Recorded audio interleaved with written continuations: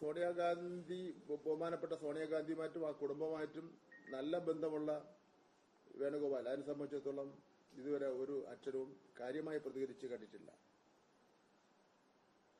സോണിയാഗാന്ധിയെ സന്ദർശിക്കാൻ സ്വർണ്ണക്കവർച്ച കേസിലെ പ്രതിക്ക് ആരാണ് അവസരമൊരുക്കിയത്?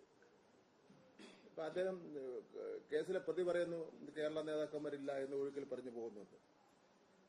AICC ജനറൽ സെക്രട്ടറി എന്ന നിലയിൽ KC വേണുഗോപാൽ അറിയാതെ ഇത്തരം കൂടിക്കാഴ്ചകൾ നടക്കുമോ?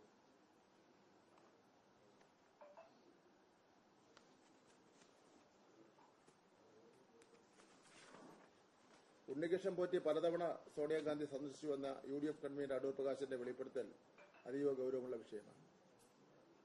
കോൺഗ്രസ് നേതാക്കൾക്ക് പോലും ലഭിക്കാത്ത ഈ അവസരം ഒരു കവർച്ചാ കേസിലെ പ്രതിക്ക് ലഭിച്ചത് ദുരൂഹമാണ്.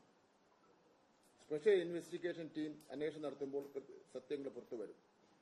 ഇതില് പല സത്യങ്ങളും കോൺഗ്രസുമായിട്ട് ബന്ധമുള്ള പല സത്യങ്ങളും പുറത്തുവരുമെന്ന് പേടിച്ചുകൊണ്ടാണ് പ്രതിപക്ഷ നേതാവ് പ്രത്യേക അന്വേഷണ സംഘത്തിനെതിരായിട്ട് അഭിപ്രായം പ്രകടിപ്പിക്കുകയും മുഖ്യമന്ത്രിയുടെ ആഫീസ് അതിൽ ഇടപെടുന്നു എന്ന് പറയുകയും എന്തിനധികം പറയുന്നു കോടതിയെ പോലും തള്ളിപ്പറയുന്ന ഒരു നിലപാട് എടുക്കാൻ വേണ്ടി വെപ്രാളം കൂടുന്നത് കോൺഗ്രസിന്റെ ഈ കാര്യത്തിലുള്ള ഇടപെടൽ ഓരോന്നായിട്ട് ഓരോ ദിവസത്തോറും വ്യക്തമാക്കിക്കൊണ്ടിരിക്കുന്നതിൽ വിരളിപൂണ്ടാണ് ബഹുമാനപ്പെട്ട പ്രതിപക്ഷ നേതാവ് ഈ അന്വേഷണ സംഘത്തെയും ബഹുമാനപ്പെട്ട കോടതിയുടെ ഇടപെടലിനെയൊക്കെ തന്നെ വിമർശിക്കുന്നതിന് വേണ്ടി തയ്യാറാകുന്നത്.